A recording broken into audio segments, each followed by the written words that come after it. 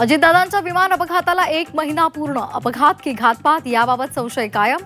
तर आमदार रोहित पवार 2 मार्चला पत्रकार परिषद घेऊन नवे खुलासे करणार. विमान अपघातासंदर्भात डीजीसीएचा प्राथमिक तपास अहवाल आज येण्याची शक्यता. अपघाताच्या नेमक्या कारणांचा उलगडा होणार. ब्लॅक बॉक्स आणि कॉकपिट मधलं संभाषण समोर येण्याची शक्यता.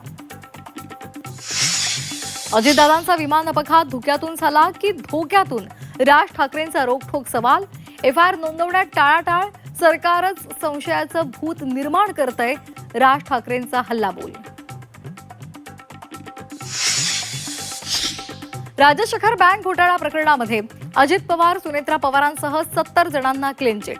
आर्थिक गुन्हे शाखेचा क्लोजर रिपोर्ट कोर्टानं स्वीकारला. उर्वरित जिल्हा परिषदांच्या निवडणुका थेट पावसाळ्यानंतरच. आरक्षण मर्यादेसंदर्भात सर्वोच्च न्यायालयामध्ये 21 आणि 22 जुलैला अंतिम सुनावणी. निवडणुका लांबणीवर पडल्यामुळे इच्छुकांचा हिरमोड. औरंगाबाद खंडपीठाचा राज्य सरकारला दणका. सरपंचांची प्रशासक म्हणून नियुक्त करण्याच्या निर्णयाला स्थगिती. आता 18 मार्च रोजी पुढची सुनावणी पार पडणार. ठाकरेंच्या शिवसेनेनंतर आता काँग्रेसचाही राज्यसभेच्या एका जागेवर दावा. काँग्रेस राष्ट्रीय पक्ष आणि काँग्रेसलाच जागा पाहिजे. विजय वडेट्टीवार यांच्याकडून आग्रही भूमिका.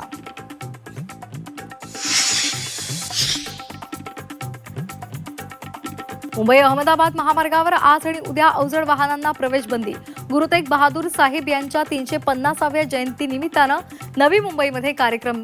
शहीदी समागम कार्यक्रमामुळे वाहतूक व्यवस्थेमध्ये बदल. सिडकोच्या माझ्या पसंतीचं सिडकोचं घर या योजनेला मुदतवाढ. पर्यायी निवडीसाठी नागरिकांना आता 19 मार्चपर्यंत संधी. मीरा भाईंदर पोलीस भरतीमध्ये नियोजनाचा फज्जा. उमेदवारांना झोपावं लागलं रस्त्यावर. मैदान इमारती असूनही उमेदवारांचे हाल. प्रशासनाच्या निष्क्रियतेवर टीका.